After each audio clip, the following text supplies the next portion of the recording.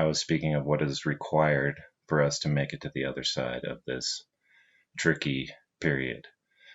Not just to make it to the other side, though. This whole thing seems pretty out of hand, right? It's chaos out there. This series, the Green Knight podcast, required another episode. I kind of, in the previous one, I left it kind of hanging in an implied kind of state, right? But I realized right after I was done that there was another chapter, and it came to me, right? But I think I've explained this before about how my mind works, is that I can see it, right? The patchwork all fit together, all the puzzle pieces. But saying it is another deal, right? So I've been working on, for the past 20 years, basically working on my communication skills. And ironically, that's basically happened in isolation. So we can make it over this threshold or through this threshold in a grand fashion and awaken our full potential as a race of beings, right? How do we actually do that, right? What is required to ensure the preferred outcome? There's a shit ton of fucking talk out there, right? About what to do. And it's always like pointing at this and pointing at that, right? This is the problem or that is the problem, right? But as I have said before, there's a deep rooted issue that all of the symptoms, right, of our broken society emanate from. But we should be way more confident about our ability to make this transition. I think a lot of us, right, we're like screaming into the mic, some of us, like, God damn it, can't you fucking see this? And others are black-pilled, right? And I even think that the regular person, right, is kind of a version of a black pill, right? Because it's basically just fucking live your life, fucking try to have a good life, right? Yeah, like we feel powerless, right? We can point out all of the incongruencies, all the contradictions, all of the cognitive dissonance, right? That is so obvious to us, right? To people who have taken off their blinders. But it seems all the talk in the world doesn't do shit, right? It's more just the wheels turning, right? All of this conflict, even in the conspiracy community, the truth-seeking community, I would say, right? Everyone has a different version of how fucked we're getting, right? And it's all noise, right? It's noise. I have said since the beginning of this series of recordings that I'm making on this subject is that there is a deep-rooted error that was initiated into our awareness and polarizes our perception. This error or missing of the mark is the root cause that results in the particular unfolding of society that we find ourselves in. We should be more confident in our ability to make this transition because it's, when you dig down all the way, it's simple, right? It's a simple fix, right? It's an inversion at the deepest level, right? Everyone talks about how there's this inversion going on, inversion of this and that, an inversion of truth, and an inversion of value, right? There's a lot of talk about value right now. And so that's what I need to go deeper into value to highlight that deep-rooted error, the root cause. But it's a simple fix. All must needs be done is address the root cause, and the mechanism of all human interaction will be realigned to its proper nature. There's this thing that's like we need to fix each one thing at a time, right? But that's not how you do it, right? You'll be forever, right, with your duct tape and baling wire running around. So we realign to our proper nature, meaning that if we can remove the root cause, all of the symptoms resulting from it will also cease to exist. It is a simple adjustment to our thinking. It is an adjustment to our thinking, right? That's part of the reason why it's so simple, because it's just, right, everything comes from how we think, and I'm going to get to why that is. It comes back to the properties of awareness, of consciousness. Our thinking has a profound impact on our surroundings. One of the ways in which this happens is completely mundane, is consensus, right? What is believed to be true by the majority becomes part of the operation of society. We create our reality by operating as a collective, an aggregate of beliefs that manifest as the behavior of society as a whole. A simple adjustment to our thinking, right? This thinking that I'm speaking of is endemic. It's all over the world in every culture, right? But this is the old way. This is the old way of thinking. And I say old, but it's not the oldest, right? It's just old from the standard interpretation of our our history. So this way of thinking that I'm speaking of has persisted for thousands of years, right? I was talking about it in the last episode, right? We go round the circle, right? The wheel, the helix, so to speak, and the radius of that circle gets tighter. But our thinking remains the same for each revolution, right? There's no update. It's the same fucking shit, which is, the Groundhog Day effect that I've been talking about throughout the entire podcast. It's a way of thinking that everyone has for the most part, unless completely isolated, right? And it's not complicated. So any talk of a solution does not address this critical element of our perception remains a feature of the old system, a predictable rhythmic response to opposition. That's what I see, right? And that's what I've been talking about, right? Is that there is this big lie that we all believe, and we take it for granted, and we don't even look at it, right? It's just like, oh, that's just our nature, right? And so we have to work with that. Well, that's not the case. And I found a way, right? I found a way to show that our general average way of operating is unnatural. A talk of solution that does not address this critical element of our perception, right? We all have ideas about how we need this or we need that, but without making this deep mending of the foundation of our psyches, we unwittingly perpetuate the error, no matter what good we're doing, right? I'm sorry, right? Everyone wants to feel like they're a good person, but as long as we hold this, right, deep down in the bottom of our brain, this way of thinking, we won't be able to become the masters of our own free will. And I'm going to get into it. I'm really kind of going off of my script here, because I wrote this all and it's pretty concise, right? But this is a podcast, and so I want it to be more, I want it to feel, right? I want you to feel it like I feel it. When I edit this, it'll just be to take out the pauses and when the fridge clicks on, or something like that. How do you know you're suffering? Because others are suffering. So there's a line of thinking that can lead to the definitive identification of the error, right? The missing of the mark, the root cause. This is an individual thing that needs to occur in each of us, right? But we're also social creatures. We are dependent upon each other for our livelihood. We are individuals and at once a collective. Exchange with others is a requirement, no matter what level of self-sufficient you happen to be at. I'm gonna, so I've been talking about this again in the podcast. I repeat things, you guys, because it's kind of something that no one talks about, but it's there, right? It seems obvious, but when you really look at it, you find stuff, right? So if we look at the idea that human beings operate as a collective, right? One or two of us or 20 or whatever can go off the res, but generally we're all specialists. And so it is the combined effort that makes us continue. Are you following? You got it? I'm just going to keep hammering it down. So get ready. Right. So tools require manufacture. Materials require processing. We are a technological species. This requires a division of labor and an exchange. Right. I went over this in episode 7. We cannot all go off grid at once. We need a solution that works for everyone. This is what I would like to propose. Right. This is the solution that I would like to propose. It's not solutions. Right. It's the solution.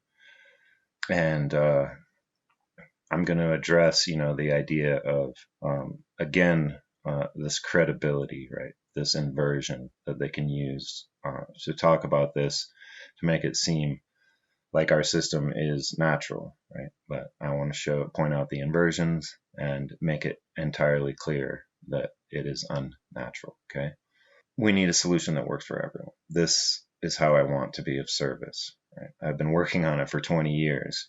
I could see the symptoms, just like all of y'all. Right. Right. I'm sure whoever listened to this podcast can already see. Right. This isn't for the newbies. Right. They have to be brought in by the guys out there pointing, who are covering the news, like Last American Vagabond and I guess No Agenda. They talk about the news and then be like, look, this is bullshit. And it's so obviously bullshit, and that's good. We need that. And so thank you. But it's not a complete thing, right? It's not complete, right? We could talk about all of the different ways we are being manipulated forever, okay? We need to take action, right? Together as a group. And stop saying, when people say, actually, this is not what we need to do. It's like, well, what are you doing? And then it becomes this like oppositional thing, right? So we can see the symptoms. They're everywhere. And, back in the 90s, I wanted to rage against the machine. I was like jamming, in 2001 or whatever to, Rage Against the Machine, that album, with Rally Around the Family, and then the other album with, the I Won't Do What You Tell Me, right? Killing in the Name of, right? This is where I was at, I was full lefty, full radical, right? And, global warming, I got in fights about it, back then, I was all in it, right? I was Earth First full lefty in 1999. So that's where I started to look at this, and I came at it from a manufacturing perspective because I was trained in industrial design. And that's where I was at the time. I was at Art Center in Pasadena. And so being the way I am, I just look at things from a zoomed out view, right? And then I zoom all the way down in. So I could articulate a macro solution to the waste problem, right, of generated by our way of living, which is basically this, out of control, consumption. I came to the realization that waste was a symptom of the deeper problem. It took me a while, but at first I was like, how do we fix manufacturing? And that's part of the solution that I proposed. Waste was a symptom, right? So fixing it or any other serious issue would be impossible without addressing the waste, right? But it's a symptom of a deeply hidden malady. And I could intuitively recognize it. But to definitively say what it is has remained difficult, for me until now. And I think for a lot of people, like there's everyone, in this community, in the truth community, is dancing around, they dance around it. They like say part of it, but then you can't bring it all together. So when we go all the way in, we find the root pattern, right? The simplicity of it, right? It's really the complexities arise when you're looking out on the surface, right? You have to look at the inside all the way in. So the exploration of ideas that I've made in this podcast, right? This is what has led me to a way to say it, right? At long last. So first is to identify the problem squarely, without question. And as I was just saying, right, after 20 years, right, of working on this, I have finally come to the first step, which is to identify the problem clearly, right? This, right, is the bridge that I was speaking of previously, right? I'm building a bridge for myself, as we go. And then as I go, once I get across, which is, I think this is the foundation on the other side of the chasm, right? And ironically, it comes at the end of a long exploration, right? The bridge is a path to a fresh perspective that can be crossed by you quickly, right? If you're not afraid. So you cross the bridge. Once this is done, the correction becomes obvious. The remedy must be applied to our thinking, which each individual must do themselves. Inside the environment of society, the sum of all interactions between people demonstrates a shared core belief structure, common thinking that is common across all cultures participating in modern society. So when we speak about a solution, we cannot separate the individual from the collective, because what is believed in mass becomes operatively true with respect to the operation of society. It is an individual adjustment, right, that must be made on a wide scale, right? Or the collective can't make the adjustment, right? So it's an individual thing, right? Because it changes, each of us change our thinking individually, right? And then the way we interact with each other changes. It's like the quote from Einstein, right? That I said in like episode 3 or 2.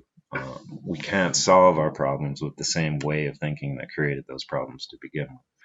The problem thinking, as I was saying, is old. It's like primeval. We tend to think that our modern problems are because of some decisions made in the last century, or, like this is somehow, an organic emanation that updates, right, based on what is happening currently. But no, all of our problems are due to this error in thinking, and it's old. It produces a rhythmic pattern observable in our history, right? This is why Rumi is still relevant after millennia, why St. Francis was made a saint, right? After he was, probably assassinated by the fucking Pope.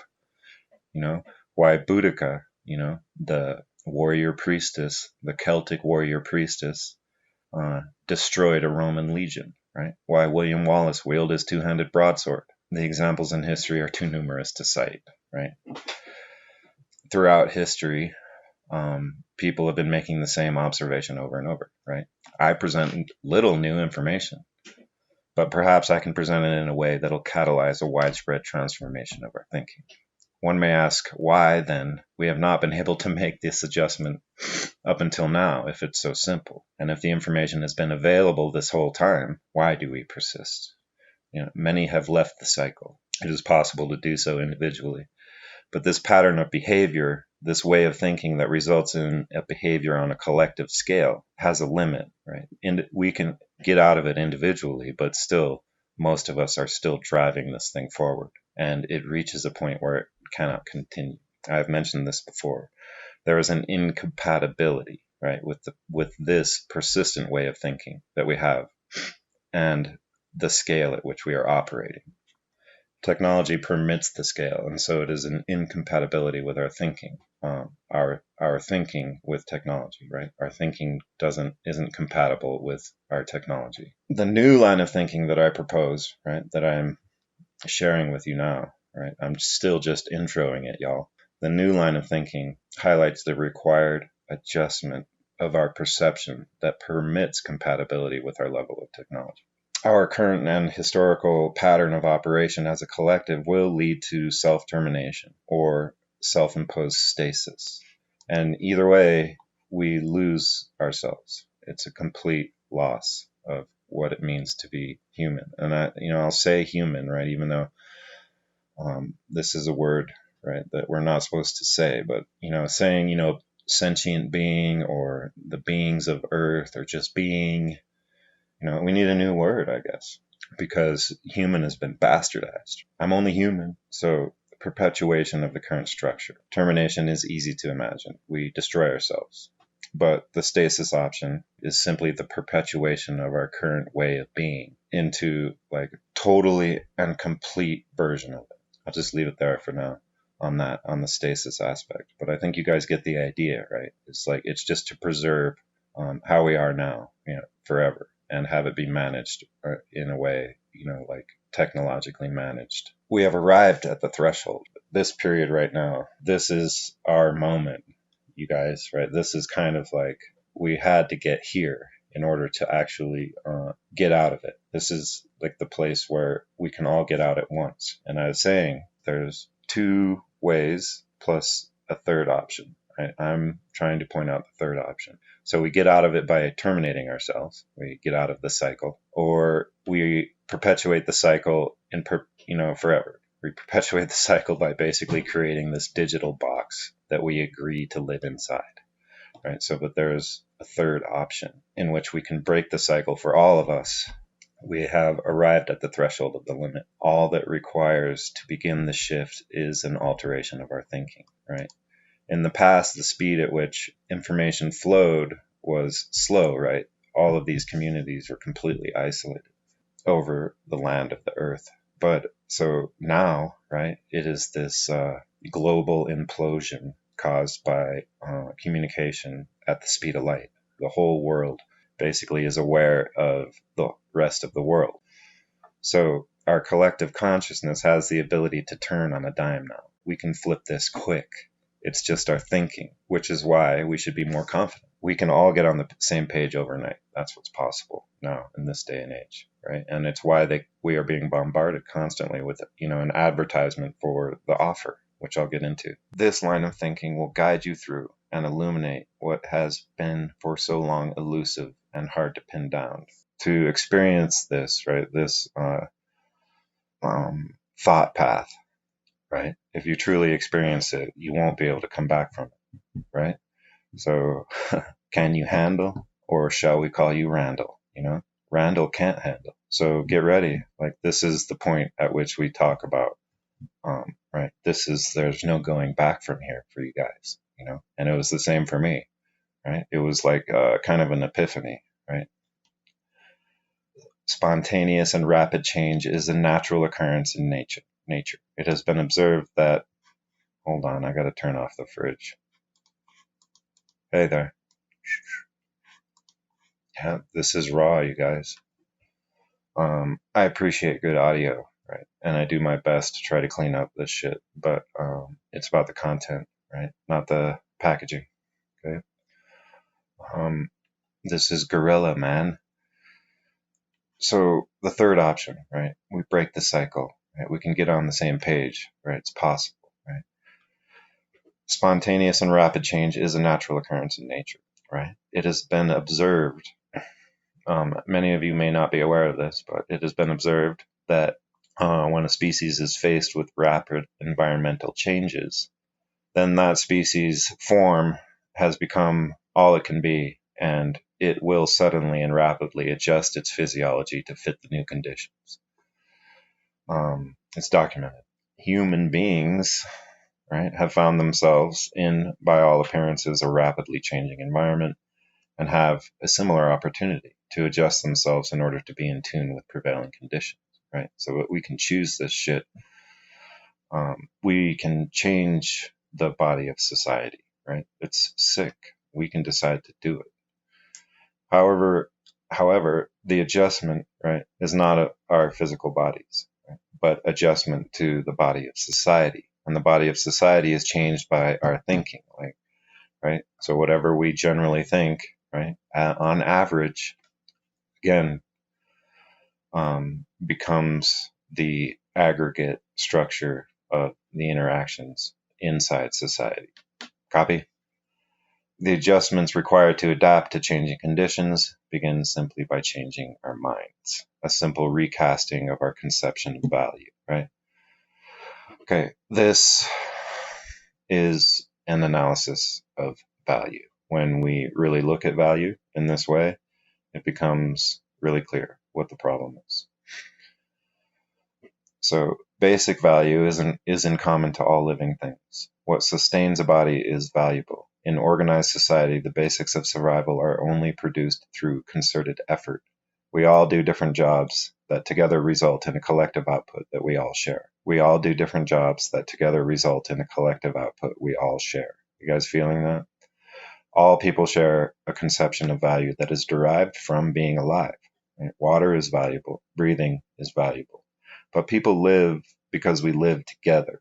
Value in society, from an economic standpoint, is derived from people. Value is the current that flows in society as individuals interact with each other and with its institutions. Value defines the terms of exchange. Our conception of value, the model we use to assign value, dictates the form of the value exchange interactions that make up the general operation of the body of society. Value is at the heart of everything. An exploration of our generally held conception of value reveals the error, makes it glaring and obvious. So much so that a complete inversion of thought becomes inevitable, if not instantaneous. Right? That's my wish. The etymology of the word economy gives its true meaning. Okay, so this is right. So if you want to talk about the root meaning of the word economy, right? People will they'll start arguing about this shit, But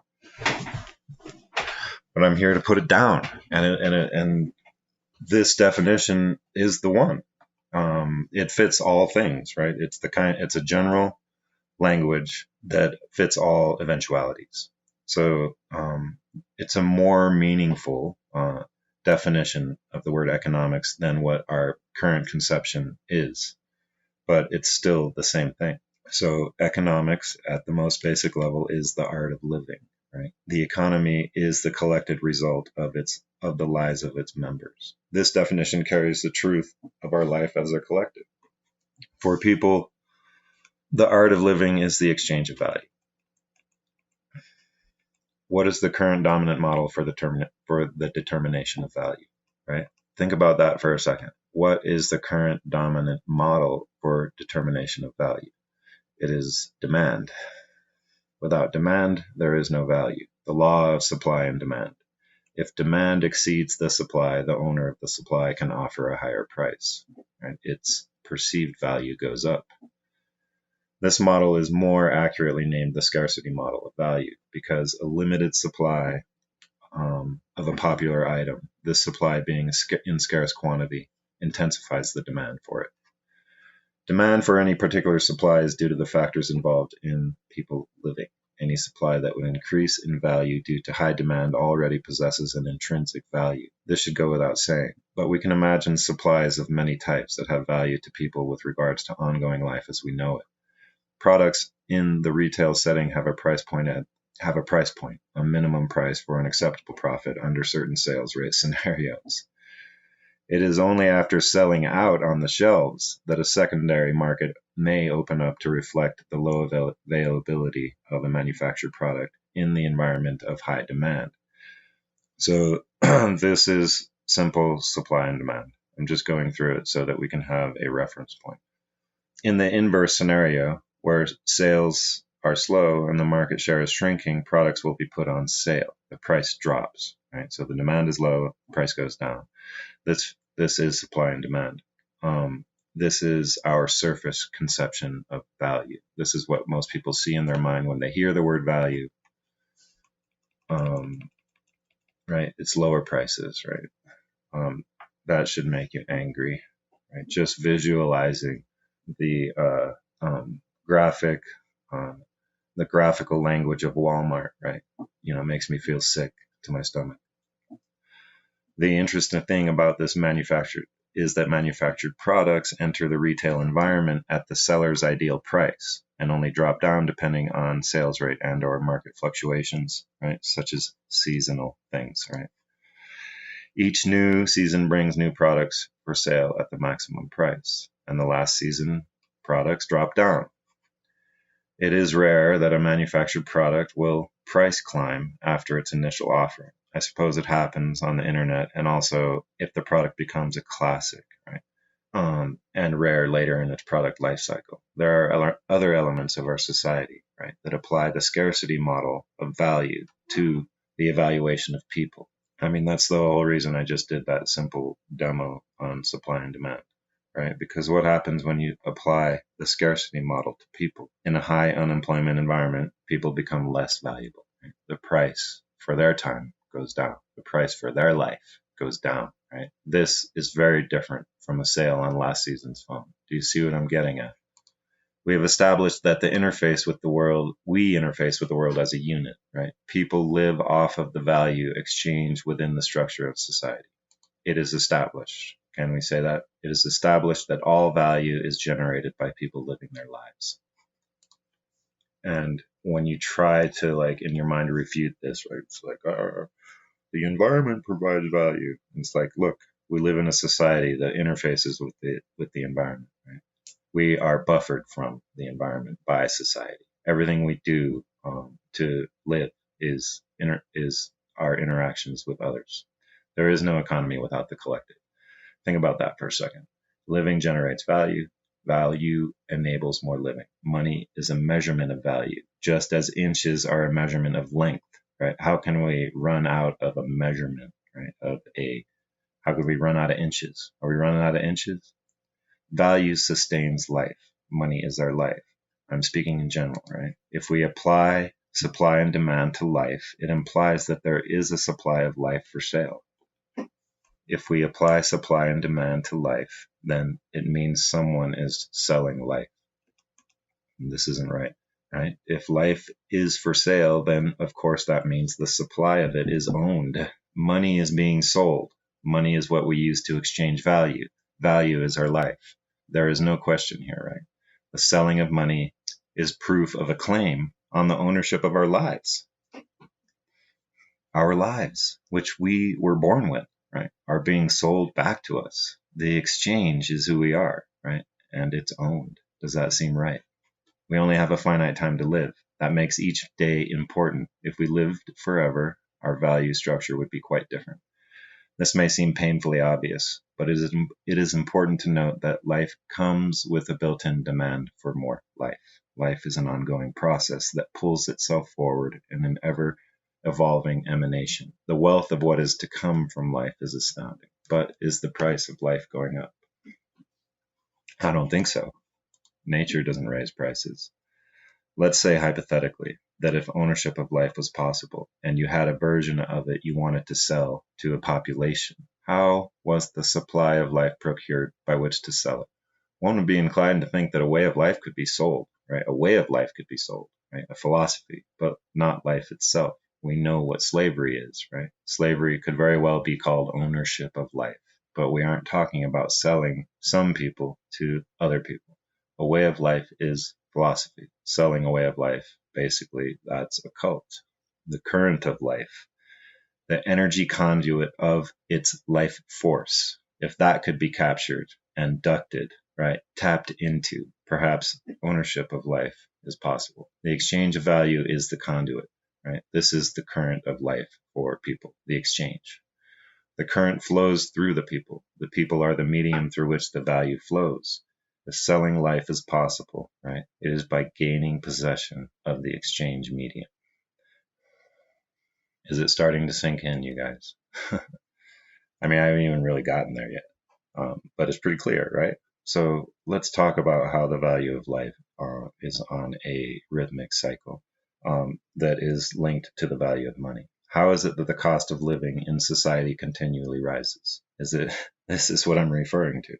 Who's setting the price offering? Is the supply dwindling in perpetuity? Or is the demand for life spiking? Does that not sound ridiculous? It does. It sounds fucking ridiculous. Because money measures value, right? It's a measurement of value. Life creates value.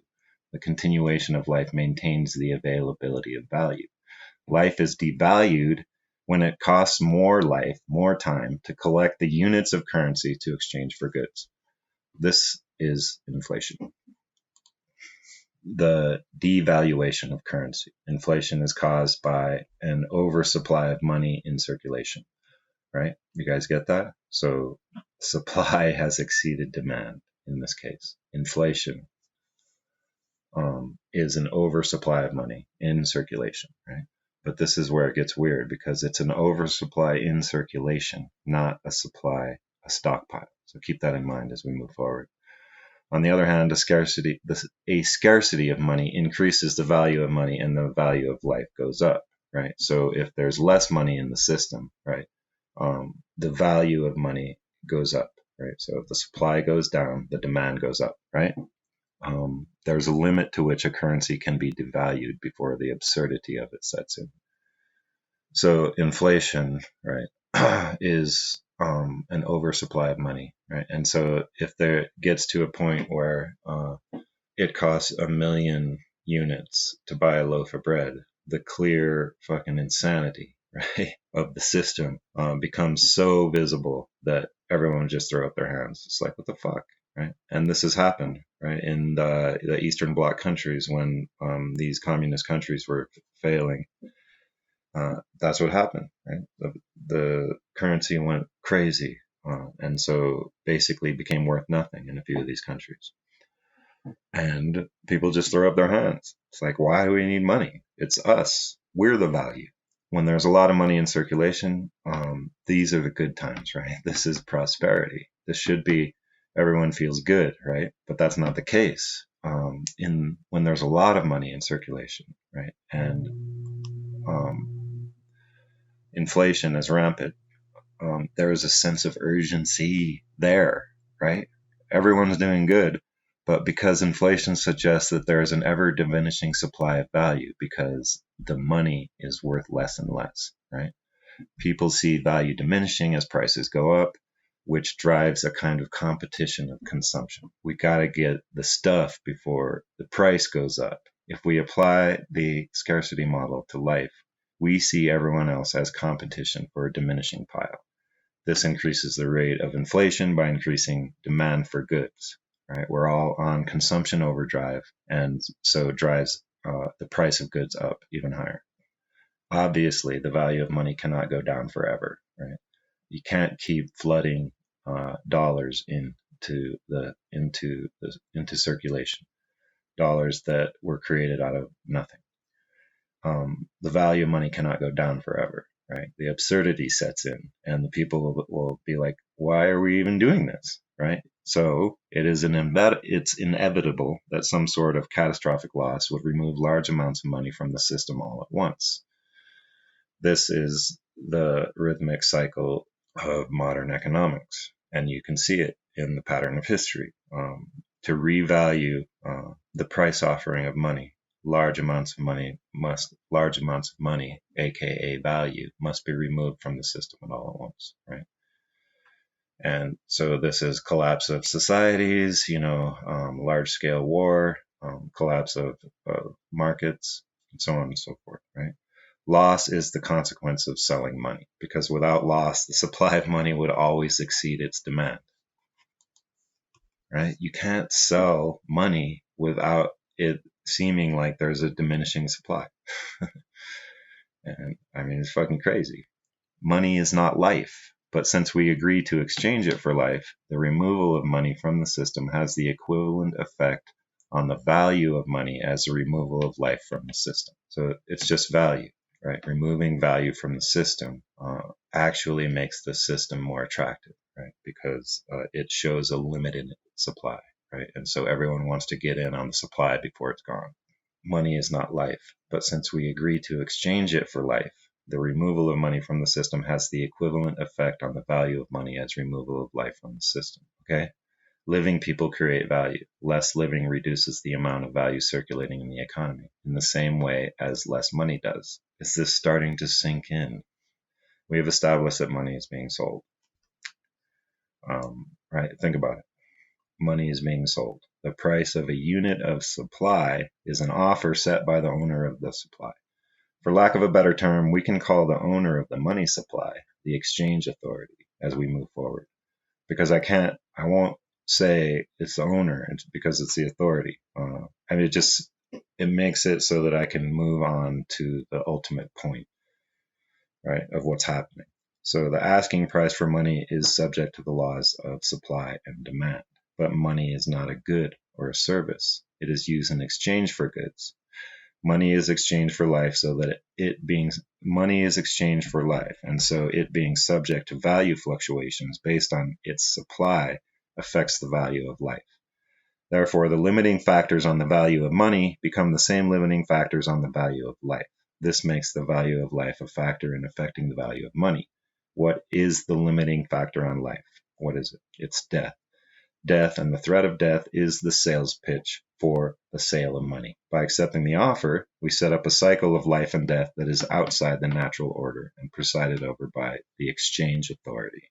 The exchange authority pays itself by selling money. Test. The exchange authority pays itself by selling money. When the value of money corresponds to the value of life, a minimum percentage of death is automatic and unavoidable as the economic cycle advances to completion. We don't know who will die, but those in control of the supply are never in that group.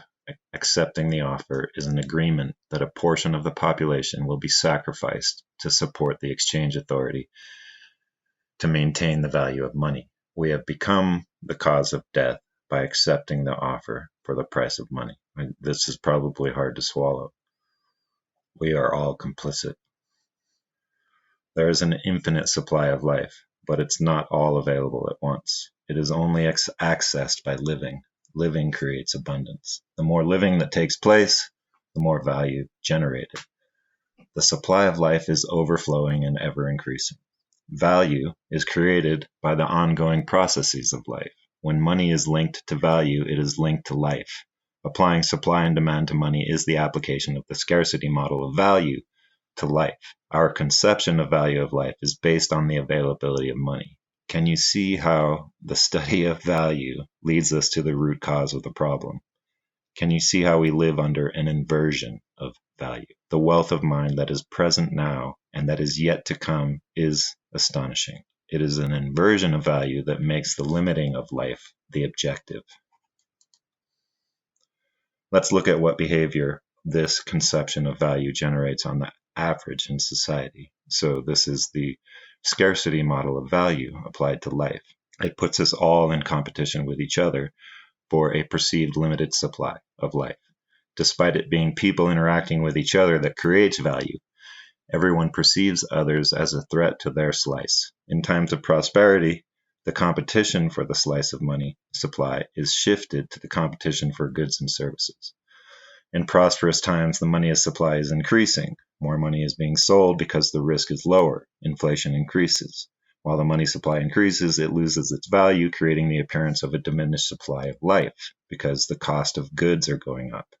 This creates a competition of consumption, compounding the effect. The only way to slow inflation is to remove money from the system faster than it is entering it.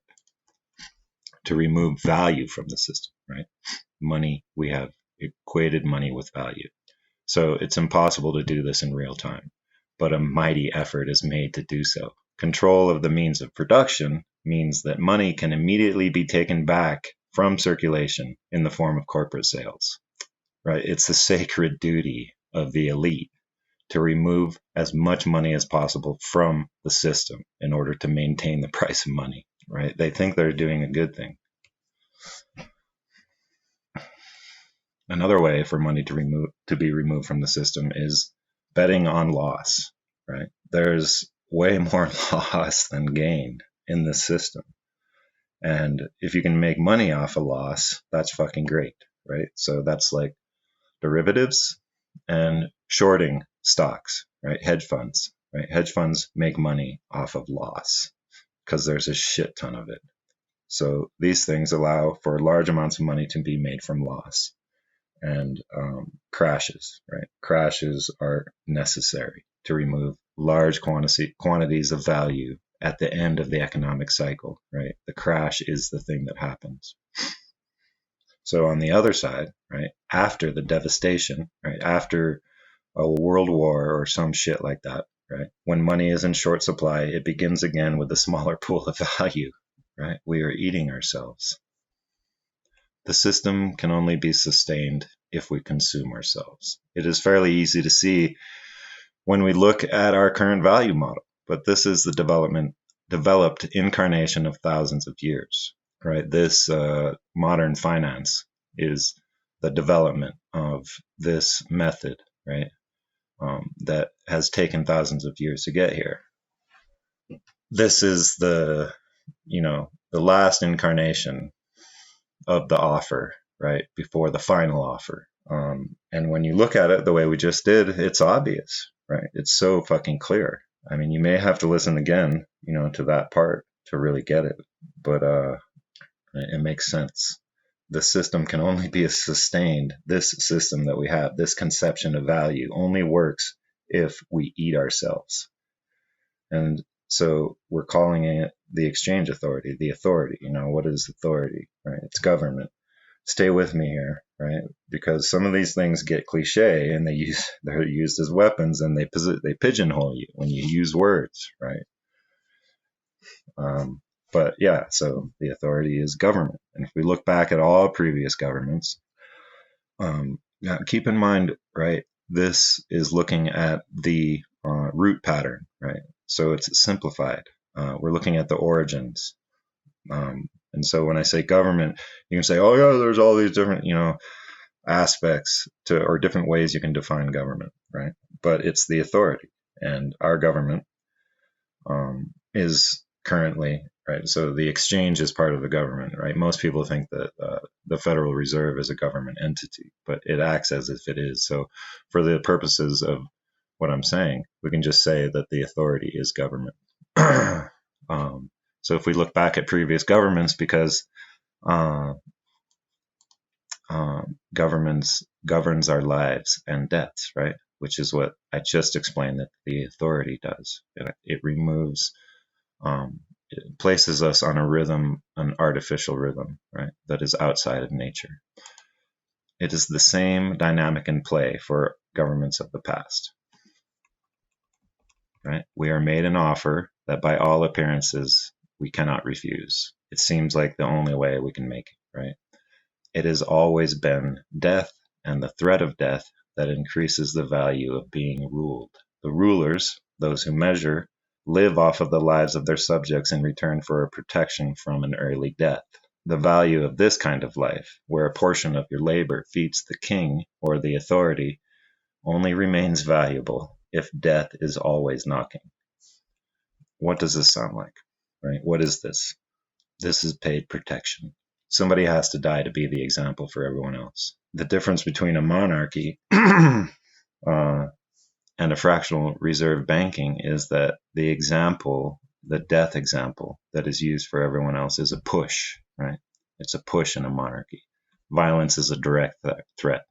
The evolution of that is financing. The motivation to participate is built right into the system, perpetuating a cycle of boom and bust. The message is that the only protection available is money, right? In this evolution of the offer, right? Money is the only protection you have. This configuration sets up a rhythmic cycle in which death is the driving function.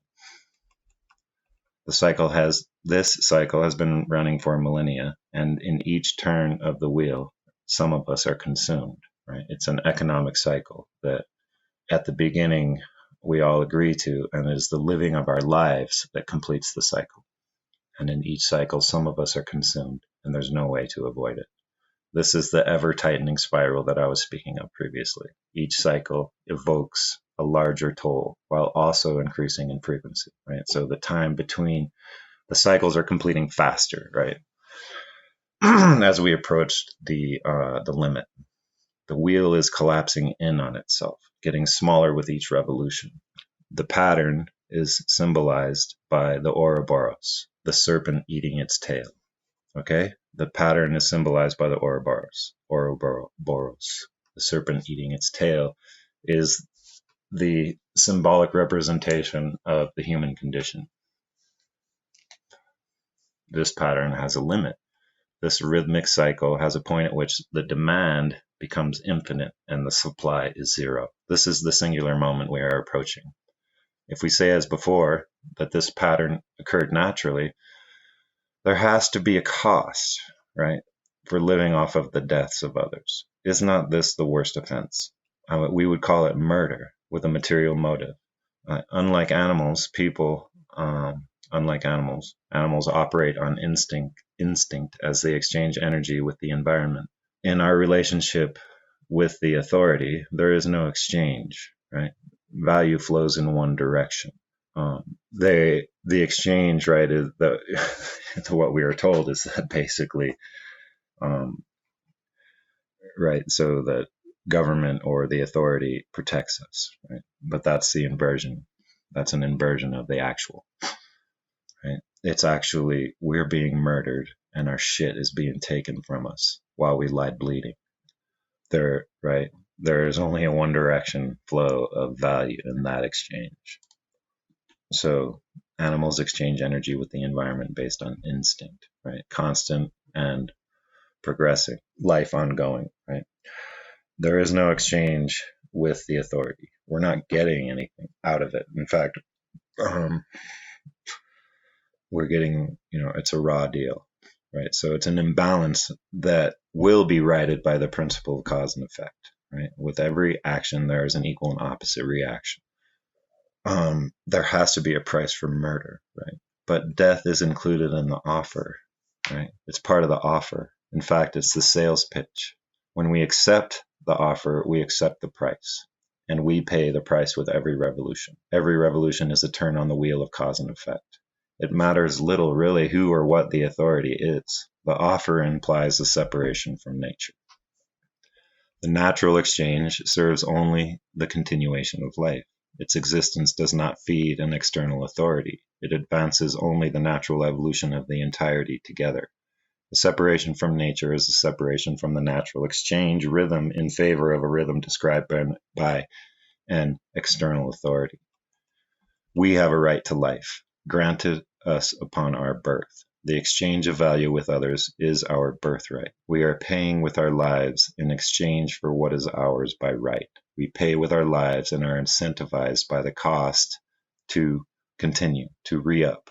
With every cycle of the pattern, with each revolution, with each generation born, we re-up our contract. Right? We accept the price of life and we pay it to the authority. We always do. We commit to the cost, which will only come due in full at the completion of the cycle. We pay the cost in a material sense, right? In the mundane sense, because we agreed to be separated from nature. We agreed to be separated from the natural ebb and flow and placed on a payment schedule. This is the material cost. Despite the payments ballooning and the interval shrinking, we agree to pay it. We agree to take on the cost of separation from the source of life for the authority. It doesn't matter who the authority is. The fact remains that by making the offer, the intent was to separate from source, the ongoing natural exchange, without the obvious consequence of that, which is death. We take the consequence as a collective when we accept the offer. It creates a debt that requires a generation. It creates a debt that requires a generation of people to live their lives to repay. We spare the authority the cost of separation from source in a mundane sense by taking the toll as a collective over the course of our lives. Since we accept the bargain as a collective, it plays out within the time structure of the economic cycle. The collective activity of people living their lives within this structure forces a predictable end over a period of time, right? The end of the cycle. It's just people living in the system that completes the cycle, which exacts a toll. This means that the outcome is fated for each cycle we begin, right? We think we have free will and we're running around inside this bubble, right? But everything we do in the bubble just completes the life cycle of the bubble, for lack of a better way of saying, right? So all of our interactions, right, all of the conflicts, right, just drive to the unavoidable eventuality of completion of the cycle. Anything we do in the system within this value structure only ratchets the mechanism closer to completion of the cycle. With every cycle we begin, we fate ourselves to its completion. We have, in effect, chosen our destiny, which is to arrive at the culmination of this pattern, symbolized by the Ouroboros, the point at which the cost of living like this becomes everyone. That is what this pattern leads to an end. The serpent eating its own tail, compelled to swallow by reflex, will run out of tail. Right? This is not a resource-based argument. Again, if we are eating ourselves, then we are the supply. What quantity that constitutes people is being depleted, right? What quality that constitutes people is being depleted. When we accept the offer collectively in mass, the offer is to separate from nature, right? Okay, stay focused here, y'all, right? The offer is to separate from nature. This is an offer to sin. Words have a programmed response based on conditioning, right? So stay focused. Sin in its root form means separation or division. The cost of separation from the rhythm of life, from the rhythm of nature, is death, right? Because you can't access the sustenance. This is an entirely mundane statement. If you separate from the exchange of life, you will die. But now the discussion has a spiritual component. The mundane is a mirror of the sacred. What you do in life echoes through eternity, right? From the Gladiator, Marcus Aurelius. What you do in life echoes through eternity. The wages of sin is death, right? Collecting the wages of death is sin. We accept the offer to carry the cost of this division as a collective. Only some will die over the course of the cycle, but it is everyone living that completes the cycle. Each cycle is a partial reduction to the generally perceived value of life, an increased separation from the source of life. Each generation is born into the system, and very likely to accept the offer again, making the completion of the new cycle unavoidable and increasing the separation. What is being depleted is our connection to nature, our value for life, and our free will. But there's more to being alive than just living and dying, right? For those of you who have like an agnostic or an atheistic standpoint, which that's where I was forever. And it's not like I've become religious. I've just scientifically realized, through scientific exploration, that awareness or consciousness comes first. So, but even in the mundane sense, even if you are a good atheist, right, what I just described, right, is appalling. It doesn't matter if it has a spiritual cost, right, because the cost, right, is high no matter what your standpoint is. It's too high, and it goes against everything we think is right.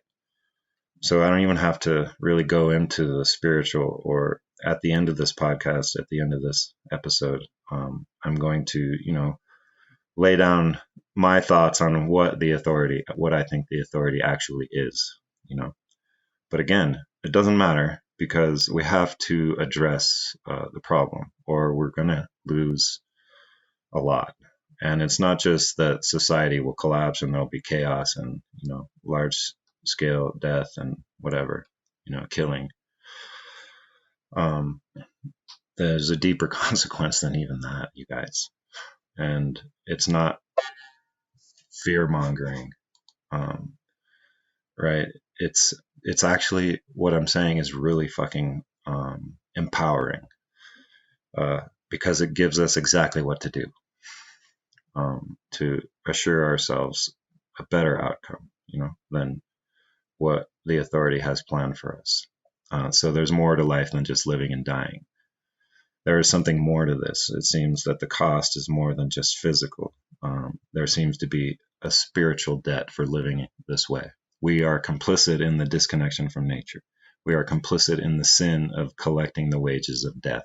We all do it together because we accept the offer. We don't realize what we're doing, right? But we're doing it. We're accepting it. We choose to accept the offer as a group, so the effect is meted out over time. Those who escape the toll with their lives bear some of the responsibility for all who did not. Those who survived the purge cycle and live to be old, owe their life in part to those who were sacrificed by the system. We are compelled to return for another life, because we cannot repair the damages in the life that we just lived, because it is the whole life that we lived that caused the damages. We are compelled to return. Everyone comes back, right, to restore balance. This is karma. This is the wheel. One life is not enough to correct the imbalance, because it is that life that contributed to the imbalance. Everyone who struck the original bargain, right, way back in time, committed their soul to at least one rebirth, right? Because once we accepted the offer, and we lived our lives, we did the damage. And then we're reborn, right? But being reborn into the system that is already established, right? It's there already, right? The offer is continually there. Is it actually what it means to be born into sin? This is what it means. Born into separation. This makes it very difficult to pull out of the syndrome and restore balance, in just 2 lives. We're all living this over and over again. And so, yeah, our destiny, right, is at hand right now, right? We created our destiny when we made the bargain. This bargain serves to capture our souls in a loop that turns ever tighter, right? It's a soul mill. This is what the Gnostics were talking about. This is the matrix. It's not it's an artificial construct, true, but all that needed to be done to create it was to have us accept the offer.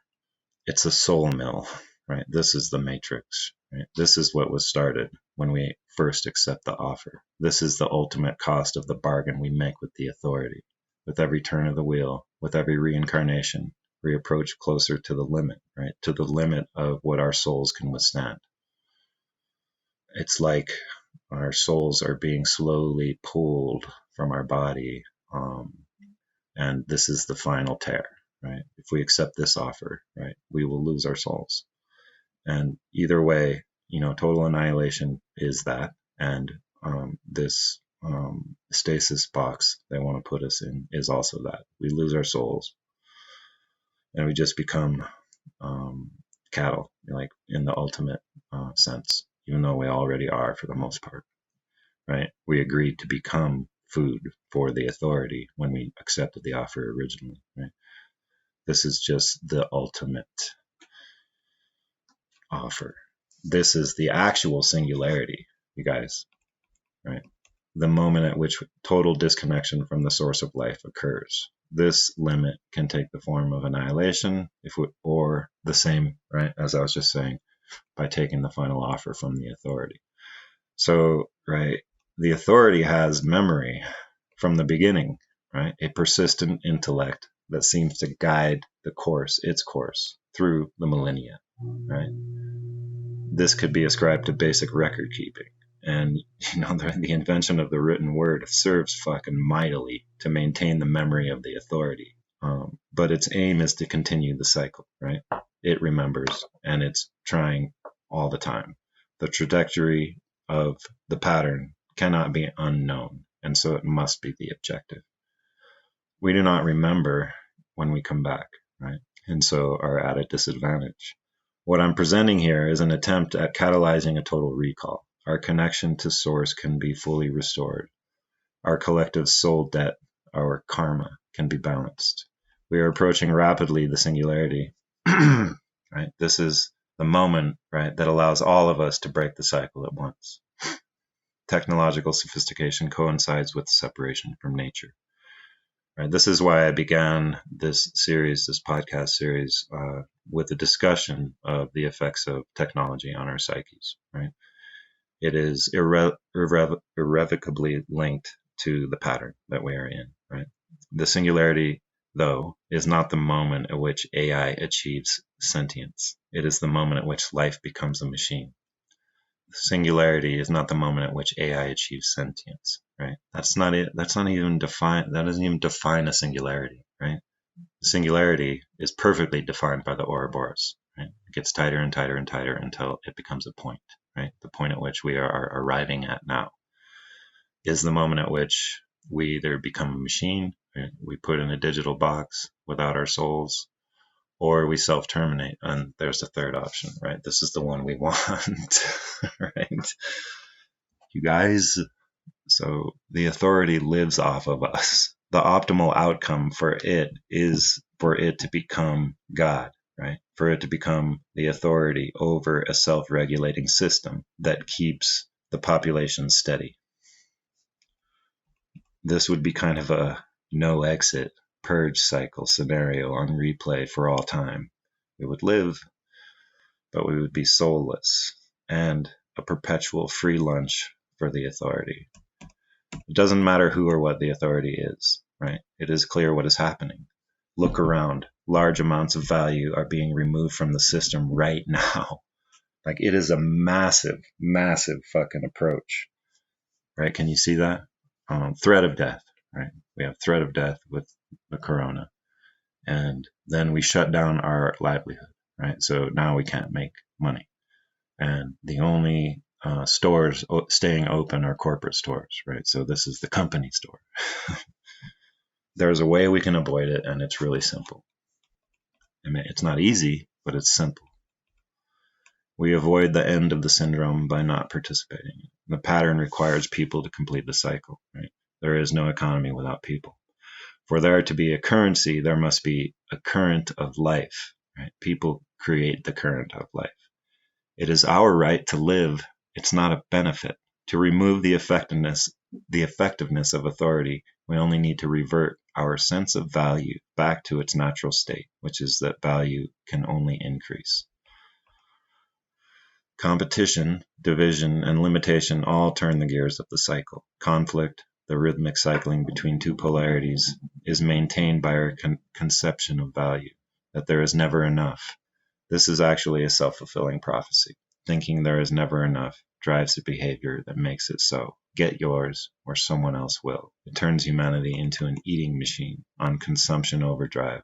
The supply of life is unlimited if the current of life, the exchange, is unrestricted. Our natural conception of value is that more living produces more value. A restoration of our conception of value accelerates the creation of value. The combined wealth of mind that can be made available is astonishing. Then what is to come is greater because it includes what has come to pass, right? It is an accumulation. We promote the flourishing of life, not the limiting of it. This means that to form an exchange, right? This means, right? This is it right here. We need our original exchange back, independent of any authority. So we don't form a new exchange. We restore our life to its natural form. It is, right? Our original exchange is fully functional in an analog configuration. By knowing ourselves, by knowing our nature, we know that it is the flourishing of others that permits our own thriving. If we know ourselves, we know that we have a connection to all of creation. And we know that when all of us are doing well, the wealth provided by living is only compounded and expanded, right? But when all of us are doing well, why do we need the authority? See, there has to be some kind of contrast in order to make the authority's offer at all valuable.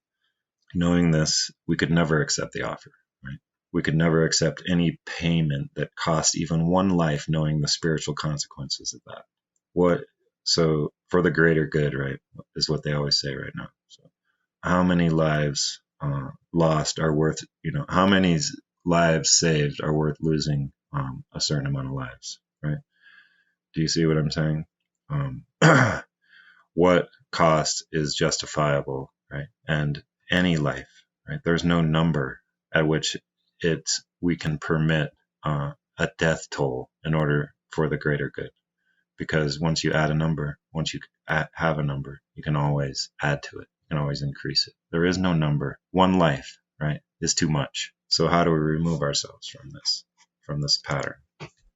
It is simple, but it requires we have faith in each other. Surrender to the outcome of that positioning, right? We have to surrender to our faith in each other, right? In each of us is eternity. In each of us there is a connection to everything, all present, future, and past.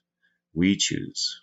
When we choose life, we get life. When we choose death, that's what comes. When we protect our own life at the cost of others, we separate ourselves, divide ourselves, compete. When we do this, we are choosing the rhythm of death. We are creating the reality we fear. This is the inversion. If we comprehend our nature as divine beings operating a body in the physical plane, our purpose can only become altruistic. The authority owns the exchange right now. The value of money is being reinstated through removal of massive amounts of value from the system. This is loss of income, loss of life. It is incentivizing the offer coming from the authority, the great reset for the good of humanity. Knowing what we know, any solution offered by the authority is to preserve its own ownership and of the exchange, its ownership of the exchange and the means of production, right? This means they have to maintain our general value structure at all costs. All division drives the machine. So the response to that is simple. We unify, we invert our value structure, we crystallize an exchange network that is under no authority. This is decentralization. So decentralization, all these buzzwords, sustainability, decentralization, right? It makes us fight with each other, right? You say this word, but we know it's necessary, right? So we know that we need an exchange that is free from any authority. And perhaps cryptocurrency can provide a technological infrastructure that makes central control impossible. I mean, after all, it's not money that is evil. It's the selling of money. But that may be why crypto is a dead end. Its value is based upon supply and demand, right? What makes it valuable is its limited supply. While Bitcoin does not seem to be blood money, the fact that it requires massive amounts of power to advance its time frame connects its value to the current system. Its value rhythm coincides with the rhythm of the background economy. When people cash out, it devalues the local currency. It's simply a loop that plays inside of another loop. It's a subroutine for the greater cycle. Right? Fine, use it to stockpile your value. Right? We're all in this, right? To the point at which we can no longer do it. Right? So I'm not saying that just pull out, fall hard like that, because we can't do that, because we all still got to live, right? The thing is, though, is that there's something. What I'm getting at is that there's something that we all have to pull out at once, is what I'm saying, basically, right? So there's nothing wrong with crypto, except that to think of it as a solution is a mistake, right? We need our value. And so if you're making a ton of money off of crypto, that's fucking fine, but let's use some of that stockpile, okay? Put it into the current of life and support life, instead of hoarding it and waiting for, the cement truck to come to pour your bunker, so that is not to say that technology won't be useful for us, right, in a living exchange. But to break the death exchange cycle, we have to starve it, right, of us, because it feeds off of us. This requires an analog approach to begin with. Right, this is the network of exchange that we have, that is ours already, right? But it's atrophied, and it's still there, but it isn't what it could be, and we can't even really see it, which is why the offer looks so attractive, right? It's because what choice do we have, right? And that's what I'm getting at, really, is like, what choice do we have right now to keep going, And so the only thing is like, it's almost like it's our objective too, right? To get to that singularity so that we can, all at once, right? That is the moment. So I'm not saying anything is bad except for our conception of value. So if you're looking at crypto and seeing its value spike, it's because of supply and demand, right? The demand is high. Like, there's all kinds of, like I said, everyone's scared, and they're filling their pantry, right? But we have to have this third option available, right? So to catalyze the crystallization of the living exchange, it begins first with ourselves, each of us, right? We each must know ourselves. And when we know ourselves, first we must know ourselves, know that we together are the source of value, right? Knowing who we are changes the nature of our interactions. We begin to create a living exchange in every choice we make, right? So we flip our conception of value, right? All of our interactions are changed. This begins inside. Many of us are already there, but I think, all of y'all listening, most of y'all are already there, but we kind of need something to hold on to, because we are bombarded constantly with this inverted value.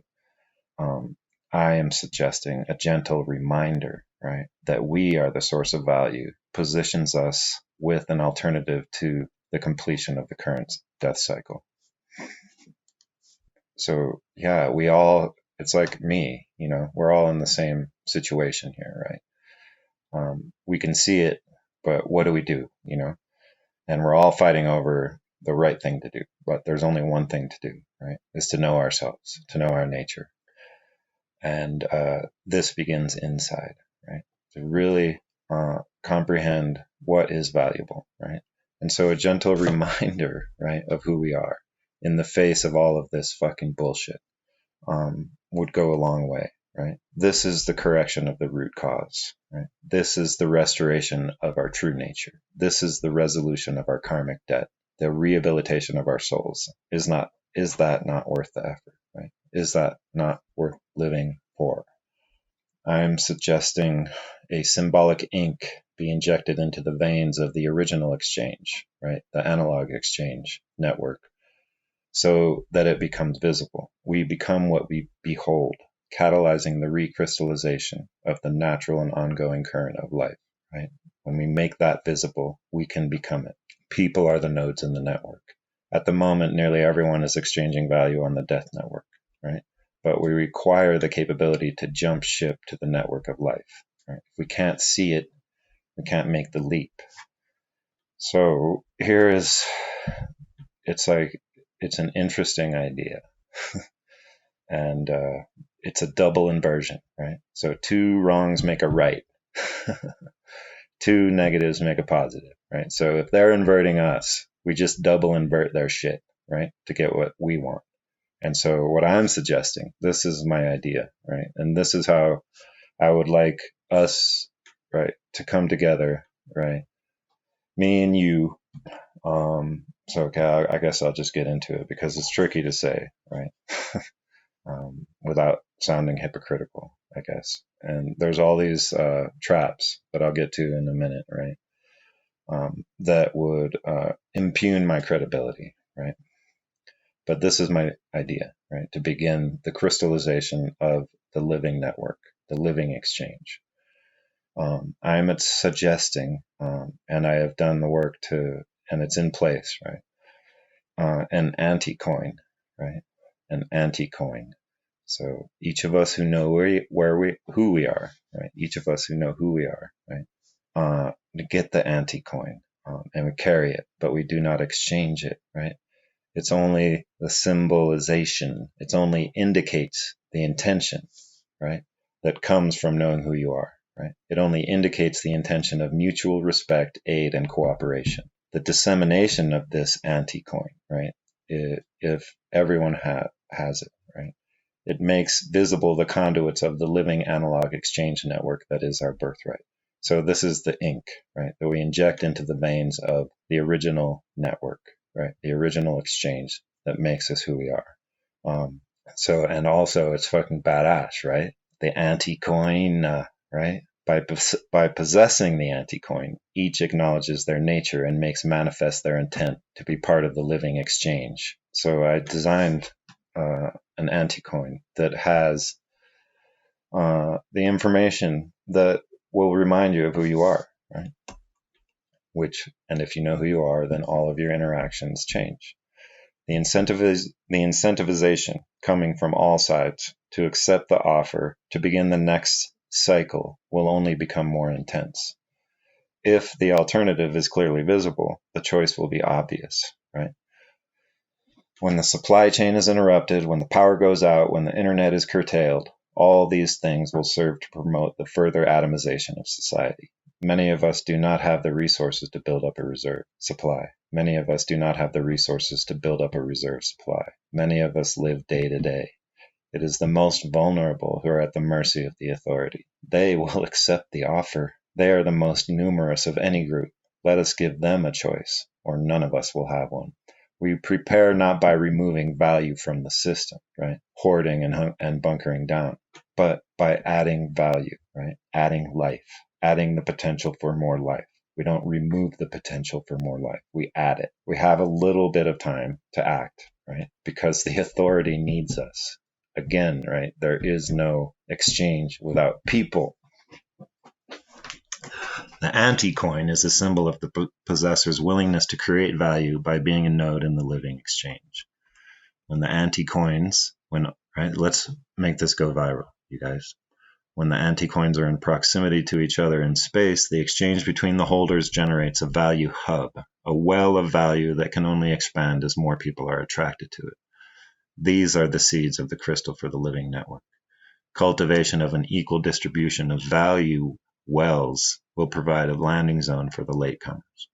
This is the greater reset, as Derek Bros speaks of with his freedom cells. And so, since I mentioned him just now, check it out, freedomcells.org, right? These are the same thing, right?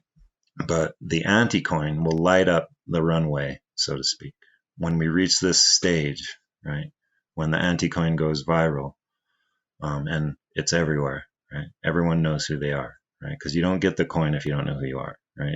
If you look at it and it doesn't resonate, then don't fucking get it, right? You have to know who you are to carry it.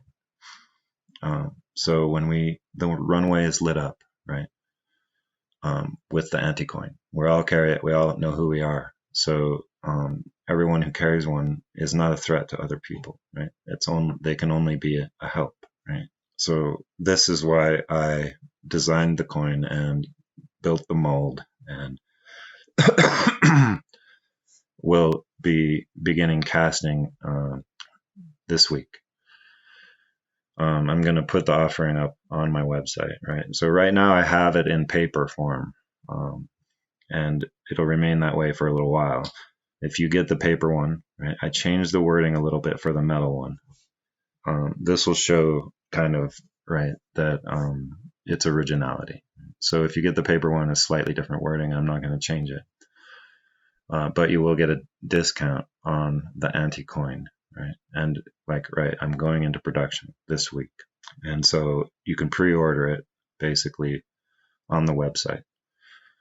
And if you get the paper one while you're waiting for the real one to come, right, you can hold that and look at it and remind yourself, and you get a discount if you get the paper one.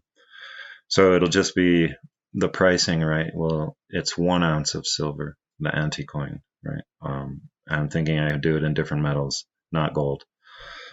But silver makes it, right, so good, right? Because it's the anti-coin, right? So, and silver for so long was, right, the English pound, right, was the world currency for so long, right? So it's good to have it in silver. It's the irony, right? It's the double inversion. We get him. We remove the power from the authority by reminding ourselves, right, that we are the value. We are the value. Okay. So get the fucking coin, the anti-coin, right? Carry it. Do not share it. Do not exchange it, right? Because you are the value, not the metal, not the fucking paper. You are the value. You are the value. We are the value. So when we get this thing all around as much as possible, right? I would like to help prepare for the ideal outcome. So there has to be some kind of idea structure in place for how we move forward when everyone jumps ship to the living network, right? I want to do that. This is what I am passionate about. So it's a starting point, right? First, we invigorate the original network and we highlight it with the anti-coin, right? Every node in the new network knows who they are. I want to prepare the groundwork for the infrastructure of a free society, of the free society that will come after, right, this stage. I would like to prepare for the ideal outcome. A starting point that facilitates the free exchange and a method to localize production. Money's not off the table, right? That's all of the value in the living network will be backed by life, right? Everything is backed by life, as it already is, except that we have this bastardized system that it has, the current of life is being fed off of, right? And the only way that continues is if we allow it. And it's not standing up. It's not fighting, right? It's just simply pulling out. This is what I want to spend the rest of my life doing, you guys. And so I'm getting to the credibility, right, of me, right? And why would you want to team with me, right? And so in the beginning of this podcast, I spoke about credibility. So veracity or the value of information is independent of source. So I'm just trying to say, don't write this shit off because it's me that it's coming from. Right? I'm just like you guys. I want this to work out. But the first half of my life, I've just always been on the outside, right? Asking to be let in. And when you ask to get let in, it's a lot of the times, if you have to ask, then, you see what I'm getting at? So I don't know why, right? I've always been on the periphery, always orbiting on the outside, right? And perhaps, and not even perhaps, right? It's my responsibility. I created the pattern, right, of rejection. But it's a good thing, right? Because despite it being fucking difficult, right, I have so much, right? So much. And it's as it should be, right? Because if I had been regular, successful, with quotes, I would have never developed this viewpoint. I wouldn't be saying this right now. I would be, enjoying my life, right? I would have been in the race with all of the trappings and the traps and never seen the forest for the trees. I've been in a battle with myself. And I have finally, for better, accepted the work that I want to do, I know it's going to be more challenging than anything I have experienced so far, but it's a worthy objective, right? It's what I feel like. I can't do anything else. I don't want to. This is what I want to do. And it's a worthy objective, is it not? Right? The ideal option has to be visible. So help me. Join me in the effort, right? And I'm not saying I'm the only one trying to do this, right? I've already mentioned Derek Bros, and there's thousands of others, right? But let us get together and understand that it is this one thing that causes the issue of the inversion of value, right? And so we can fix it, and we can it's kind of a gimmick, right? But it's a hot one, right? Because look, if you bust your anti-coin, people are going to flip, man. And don't let them hold it. Fucking look with your eyes and get your fucking own. You want to know yourself, right? The anti-coin has everything that is required to know who you are. So we need the ideal option to be visible, right? Help me, right? Get the anti-coin. Then right? And I know. And I know and I know. That's a start. And if you show the coin to someone, then they will know you know. See how that works? When we all know that we all know we are fucking making progress. This is what I would like to do, right? I explained a bit of it in episode 6, right? First things first, right? The living exchange must be reestablished. It is ours, right? So that's what the coin does, right? It's like it maps out the original exchange, the living exchange. This is what I'm saying. Each node, right? Everyone who has the anti-coin knows themselves, right? So each node in the network is operating from that standpoint. All right. Second, right? The means of production must be equally distributed. If we seize the exchange, and it's not like we march on the exchange, we just take our bodies out of the death exchange, right? If we remove ourselves from their exchange, then central control of the means of production is undermined, right? It is only a matter of time before they jump ship, right? Before manufacturers jump ship, right? And they join the living network, because this is a transition. We can't just shut down, right? We transition. And this is how we do it. This is when the authorities' arm of force will be useless as a motivator, right? So when the means of production, when their finances are undermined because people pull themselves from the bullshit exchange, this is when the arm of force will come out, right? But it will be ineffective because we have no fear. So the authority, right, uses the right words like community, right? But now they have this communitarianism, right? So which is just a fucking longer way to say communism.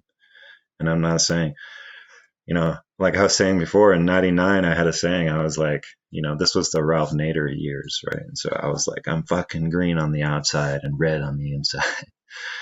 You know, I was down for something, that didn't, you could see that it was wrong. But now, obviously, communism is exactly the same thing. It's the same fucking offer that I've described. Right? It's the same offer. All governments are the same offer, right? So they use, right, the authority uses the right words to try to get us into this greater reset, but to preserve the hierarchy is their plan, right? The death exchange will be fortified in their agenda, right? And the control of the means of production will become absolute. So this is not a reset. This is just the same old shit, you guys. Same old fucking shit. It's a shit offer, and it always has been. It's the ultimate company store. They pay us in script that can only be used to buy stuff at the company store. I mean, that's what they're setting up. Have you heard of the Blair Mountain Rebellion? Fucking captain of industry, a mining, one of these super rich oligarchs from the old days, was running a mining operation. And he was paying all of the miners in script, and they all had to live in his housing, and they had to buy everything from the company store, and they are just getting fucked all around, right? This is what's happening, right? Blair Mountain Rebellion on a fucking global scale. Right? And so it was a rebellion. This is where the term redneck comes from. And it was because they were wearing red handkerchiefs around their necks, the miners, so they would know who to fucking shoot. Redneck, it was black people and white people who were mining, right? And they all had the red handkerchief. And they captured a Gatling gun, which is why it became so hardcore. They send in the army and everything. Read about it. It's pretty crazy, but that's what we're getting. It's like they're trying to set up the ultimate company store. Building the living network. Building the living network starts with keeping the value generated in each community in that community, right? So this is old news. But it's important, right? Because it requires this, because the learning curve for becoming self-sustainable as an individual or, a family, it takes time, man. We're all specialists. We don't know how to do all the things. But a community has everyone, right? All the specialists in place. It is set up to achieve a high level of self-sufficiency already, right? This is just left over from the past, really. So keeping the value in the community makes it stronger. We know this, and yet we continually buy most of our stuff from corporations at an ever-increasing rate. A life hub, right? A living network, a life hub in each community could be set up where people who produce local products such as food, water. I mean, I say water, right? But in a community like mine, everyone has wells. And the city water is, a low percentage of the people living in this county, right? So it's food, water, or water technology, clothing, shelter, energy, information or education, transportation, and health services, right? So those 8 or 9 categories of products that are necessary for people to survive, right? You create a life hub where everyone who works on those things as their profession, right, is available there, right, for exchange. And the expansion of each of those areas, right? So you create a life hub for the exchange of everything needed to survive, right? And it's not where it's just handouts, right? That's not what this is about. It's about exchange, right? And the expansion of output. So you can exchange your time, right, to expand the output of life-giving products, right? We begin there. It's a location at which people can find work that increases the community's vitality, right? A source for life promoting items, a source for life promoting items outside the corporate supply chain cuts the cord of dependence and creates a value well with unlimited potential, right? So what is next after that? Don't you want to find out? Right? Once everyone is fed, we don't feed them for free, right? That doesn't do anything. We give them a purpose, give everyone a fucking purpose, and for people to find their purpose, they got to go for what they like. So the sky's the limit, man, right? The sky's the limit. And perhaps even then the sky won't be a limit, right? Help me, help you, help me. Help me, help you, help me. Buy the anti-coin and crystallize the living exchange. The anti-coin is the antidote. A price is an offer. By accepting the offer, you are contractually obliged to make the payment. A sale is a contract, a completed contract. So when we're speaking about an offer, right, we're speaking about contracts, right, accepting an offer. So we're talking about contracts, and we have to do, I think, right, if it's not already horrifying enough, what I have described, right, that somehow our contractual obligation, binds us to the payment, which takes all of us living to complete the payment. So, I mean, just that alone, right? I wouldn't have to go into this further, but since it's a contract, right? It's an offer that we accept, right? This price of money. The offer is to cheat the natural order of nature. The offer is a contract is a sale. A sale is a contract. A price is an offer. And when you accept the offer, you are contractually bound to pay the price. So this is about contracts. It's a contract that we accept and we pay the price for. And it's horrifying enough, right, that the price is unnatural death. Death that comes at just the way the mechanism works, right? That's horrifying enough, right? What I've just described. And it's clear. It's caused by selling life, by applying the scarcity model of value to life, putting life on this scale or this rhythm that is unnatural, right? So, and then the idea that I proposed is because of that, right? Because we are all complicit, we all accept the offer, we pay the price, right? That you can't equalize the imbalance that puts on the deeper level of things, right? That we all know exists, right? That there's something more than just flesh and bone, right? And that choice has a cost that's deeper than just the physical. I think I had said enough on that to make it plausible, like it makes sense that there's an imbalance or that there's a cost that ripples through the ether, through the cosmic background, because we're all a splinter of that, so to speak. I mean, I could say all one, but you never get anywhere when you say those words anymore. So it's we accept the offer and we pay the price. And the idea that it sets up this not only a rhythm that plays out in life, but as generations go by, we come back and are still attempting to adjust for the imbalance. Like our souls want to make the balance right. That isn't that compelling, right? It's compelling just to say it in that way. But if we're talking about contracts, as I was mentioning before, we have to take an honest look at, if this is a wheel, a cycle that started when a lot of us all at once accepted the offer way back when, thousands of years ago, right?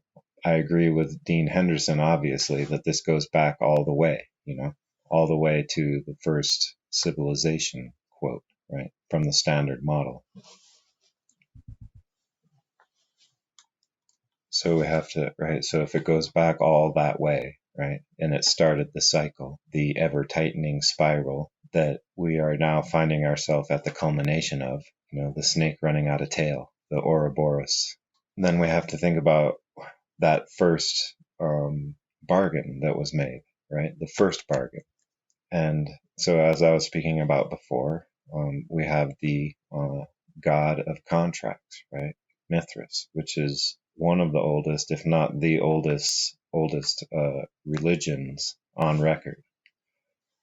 So if you look at it, Mithras, the Persian version, the pre-Zoroastrian version of Mithras, he's the god of contracts, and he's the bringer of knowledge and light and civilization to mortals, right?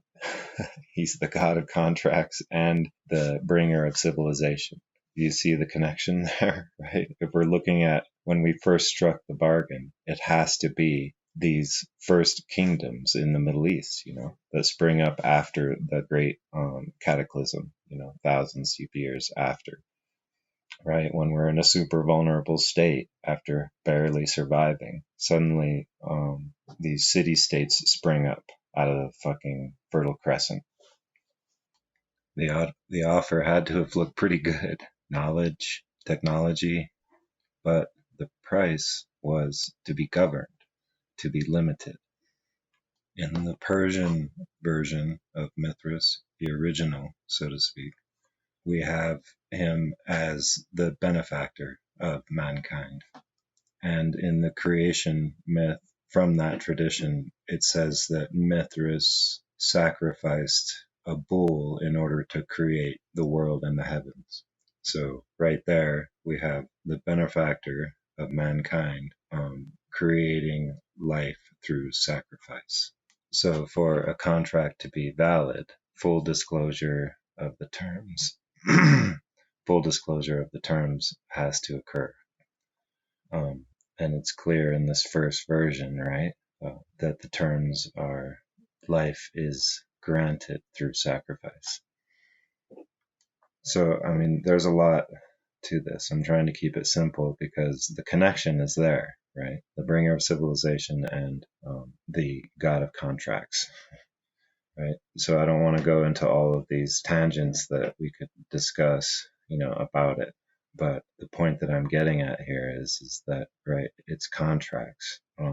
And in the ancient world, right, mass media was like the stories that were told and written down, right? So oldest religion on record, right? So there's records of it. The stories are written down. And so this is how you make full disclosure of the terms, right? It's just like now with predictive programming in entertainment, right? They're showing us exactly what the terms are. But so as we move forward, right, I say, right, the authority, which is what we're talking about here, right? The authority is making the same offer, right? So as we move forward in time, the offer has to be updated, and the terms or have to be repackaged, for the times. And so we see there's this connection between Mithras and Prometheus in the Greek tradition, right? They basically do the same thing. Prometheus gives fire to man, or steals it from Zeus and gives fire to man, right? So gives man technology for the most part. And that's what it says in the description, right? Is that Prometheus is also the bringer of knowledge.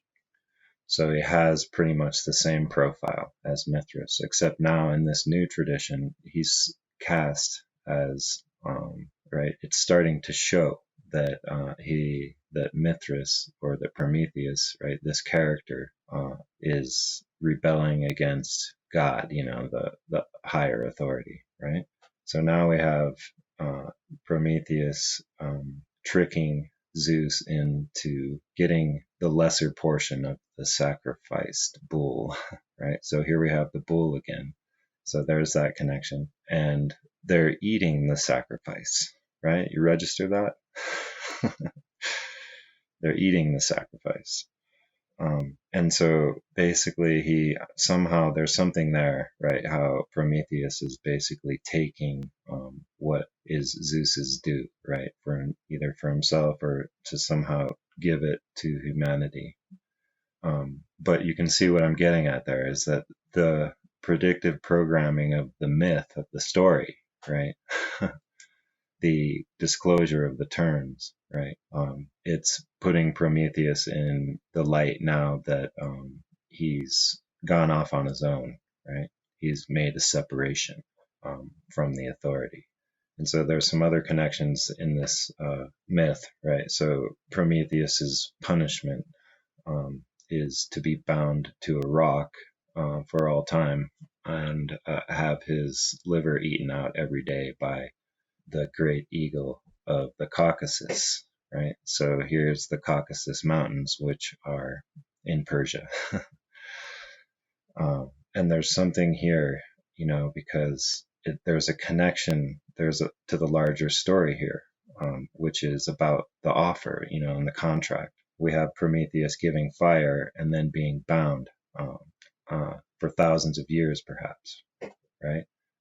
While meanwhile, man is doing his thing, having been given fire, which, like I was talking about before, once you have some technology, the human mind will seek more, right? So once you have something that's valuable and you know that you can manipulate your surroundings to get it, then that's like, what else can we do here?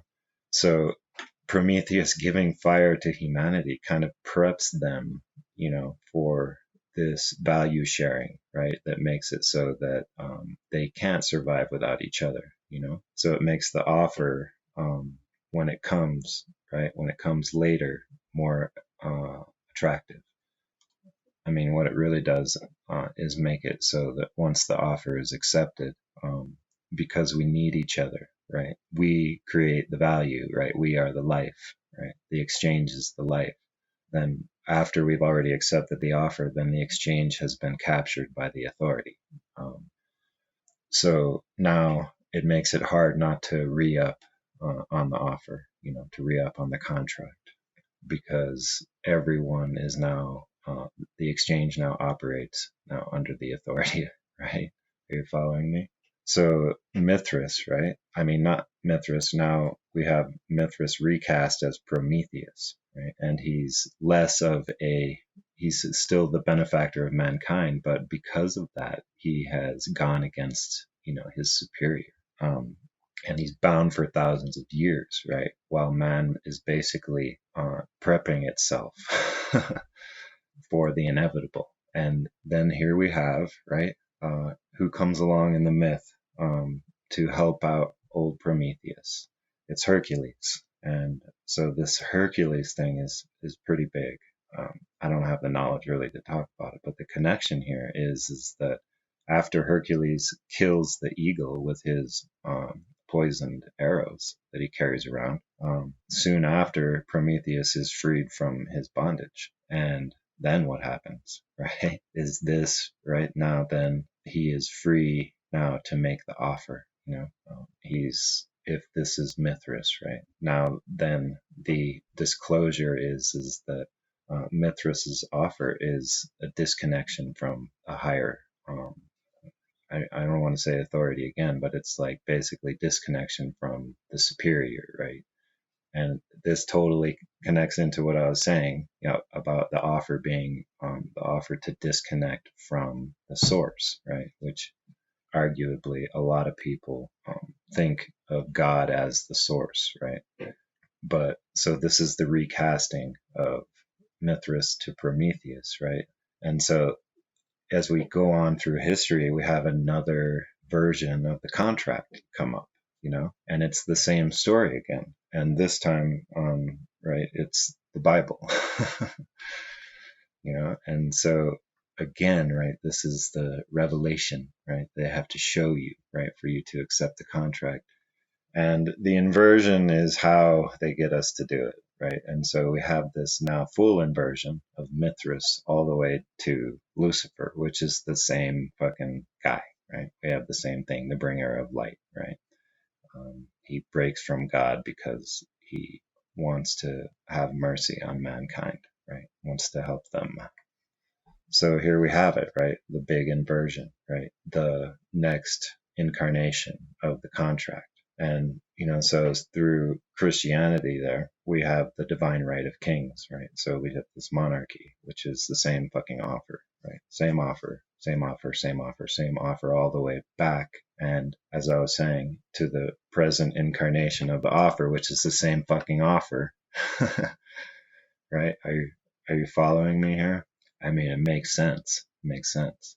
So there's another way to look at like us accepting the offer and breaking from nature and having basically this repeating cycle, of reincarnation, where I argued before that's like basically a slowly having our souls removed from us, so that we will end up actually, yeah, just being kind of flesh robots. But there's another way to look at this is like this Mithras character is, we could look at it as the adversary, right? Which is what I already said, which is, this Lucifer aspect, right? Lucifer is the adversary. And, as some people would take umbrage with that, right? It's like there's some kind of difference between Satan and Lucifer and the devil. But I think that it's what I'm getting at here. It's clear that what I'm trying to say is that it's the same, you know? And so the contract, right? So this is the adversary that people speak of in religious circles, and it makes sense, right? The adversary, but this whole God and the devil dichotomy, right, is right. So the adversary doesn't have a counterpart that is God, right? The counterpart or the what the adversary is going up against, right, is us. Right? We are the representatives of as living beings of all of creation, right? So that's what we kind of have to get over here, right? And this points it out is that, right, no one's coming to save us, right? No one's gonna save us from the adversary except for us. And we can do that. We can do that. But let's think about this a little bit more. Like, let's think about the adversary as a kind of an illness, because it as an intelligence is sick. And because it, like, definition of insanity, right? Keep doing the same thing over and over and get the same results. And so when you think about it like this, it's like it's a mental disorder, a mind virus, so to speak, and so it infects others. And when it does it, right, like, let's just think about it, right, in an honest way, right? Think about the adversary as a kind of a mind virus that has infected Earth.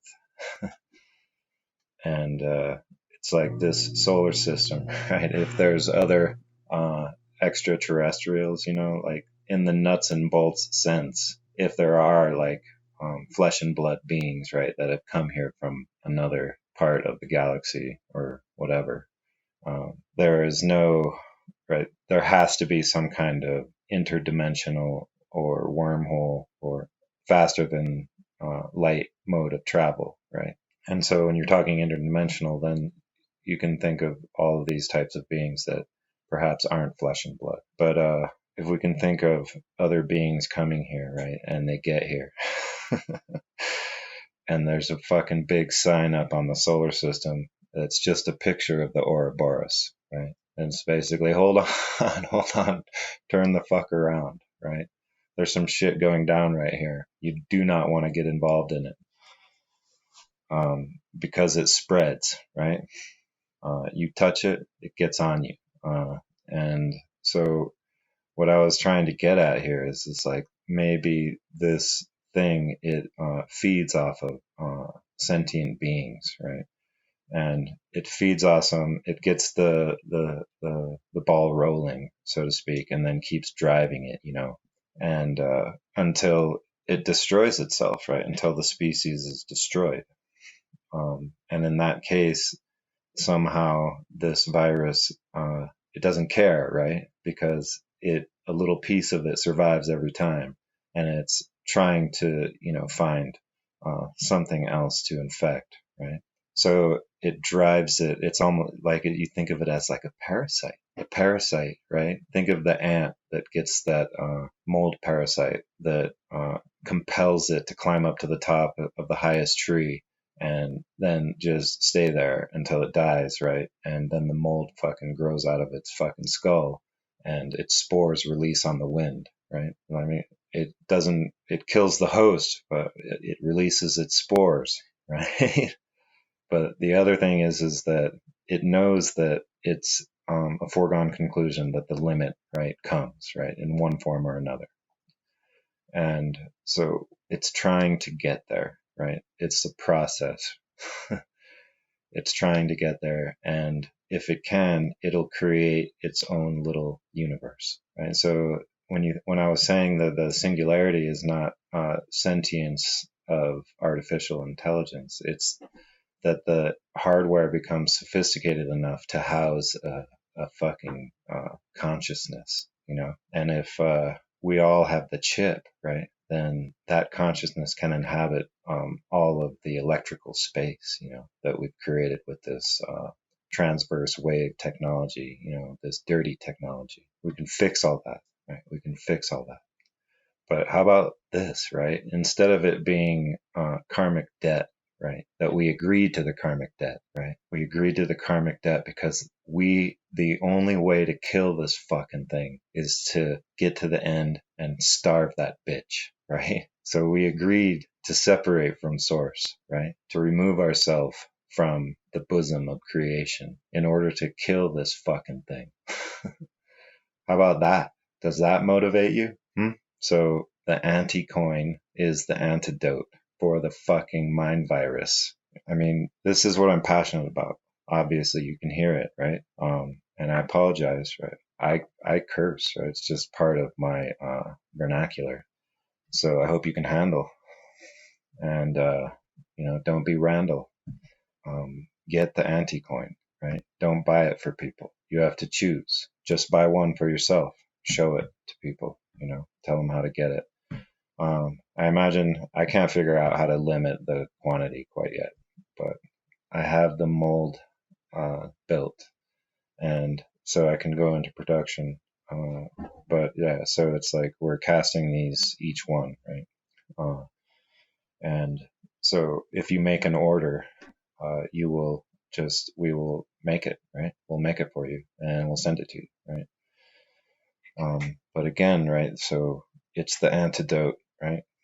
The anti-coin is the antidote, right? We inject this into the veins of the living exchange that is ours, right? It's there. It's just atrophied, right?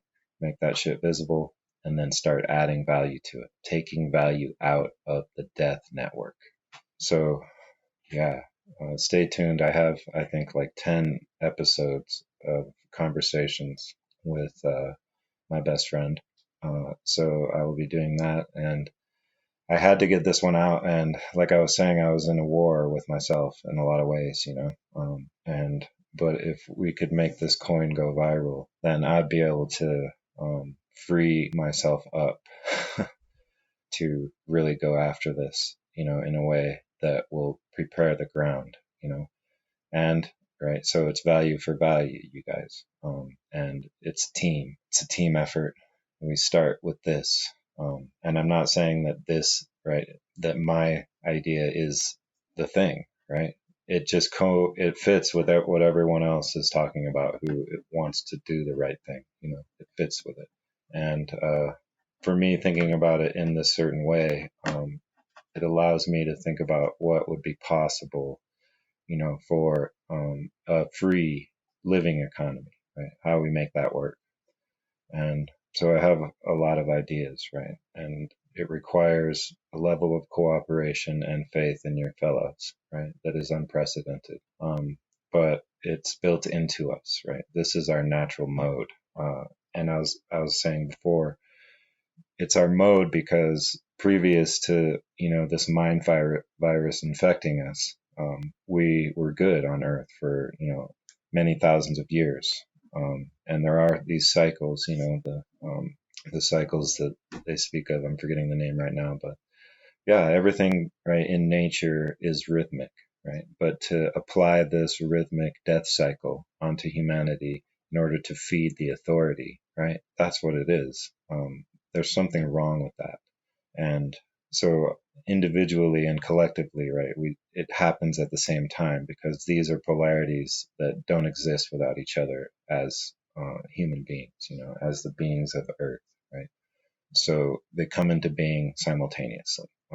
And so it's a controlled opposition when they say this thing that is popularized by some douchebags, where they say before you try to change the world, clean your room, and you know who I'm talking about, right? You know who made this shit fucking famous.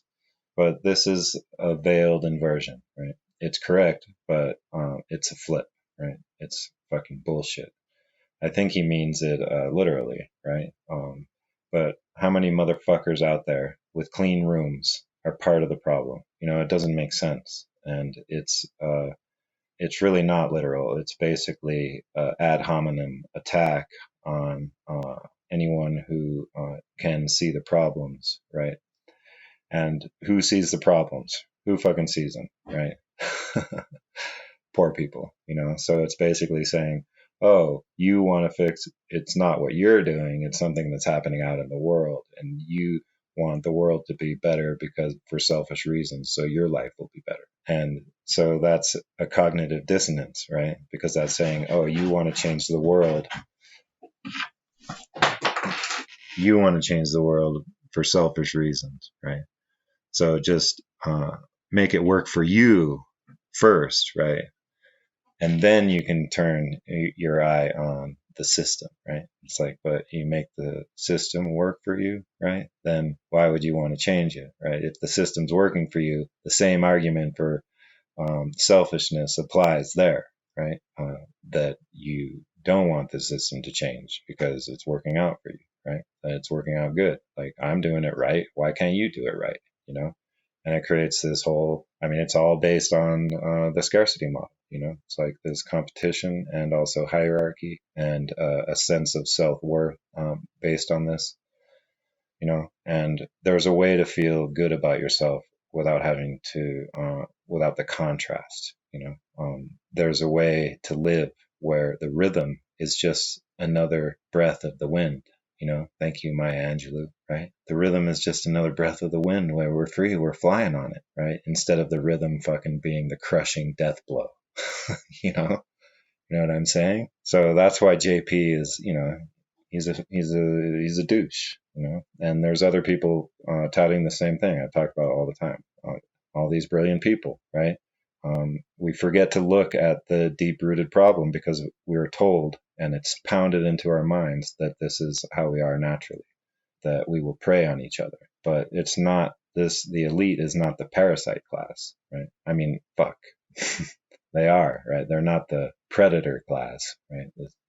Survival of the fittest. This is a fucking parasite class, and this whole thing is run on like social Darwinism, and so the whole clean your room thing is just to ad hominem attack, saying that, oh, you're biased because you're poor, right? It's like, who else can fucking see the injustice, right? Who else sees the injustice? And so that's when I say that the credibility, right, the veracity of information is independent of source, right? And so I am in that group, right? So people could accuse me of being biased, right? It's like, oh, just be positive, man. Fucking, you got a lot to offer. Just go out there and fucking, shut the fuck up. This is what I want to do, right? This is what I have to offer. And it's important. Don't you guys think it's important? Right? It's not doom and gloom. It's like, look, this is what's happening. This is how we can stop it from happening, right? It's fucking super positive, right? And confident. And I know y'all out there, right? We all are fucking have our gifts, so many gifts. And you'll notice, right, that in the podcasting world, there's all these podcasts coming up and there's all these fucking brilliant people. And this is whole like credibility thing again. It's like you got to be in some kind of position in order to make a point. And, it's unbelievable to me how brilliant you motherfuckers are. I mean, actually, I just said it's a turn of phrase, right? It's completely believable to me because I know it. I can see it all around. So there's no need to like have fear of others, right? We're all badass. So stop being a fucking, stop measuring your worth against in some kind of a comparison thing, right? Based on this scarcity model of value. Okay, so stay tuned, y'all. It's gonna get good. This isn't a message of hope, right? This is hope is an empty bank account, right? Fuck you, Barack Obama. Right? Hope is you're living in squalor, right? And your mom, right, keeps telling you, oh, don't worry, we have this little bit of nest egg stashed away, right?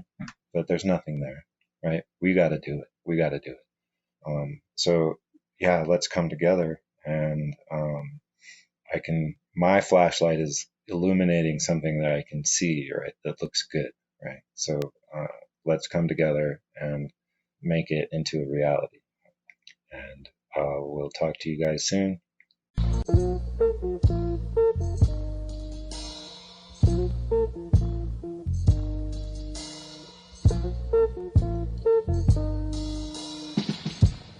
I could have told you this from a long time, but I was waiting for the right time. I could have told you this from a long time, but I was waiting for the right time. Some will be bawling, some will be calling, some will be coming in the name of the King. We will know them in the right time. We will know them in the right time.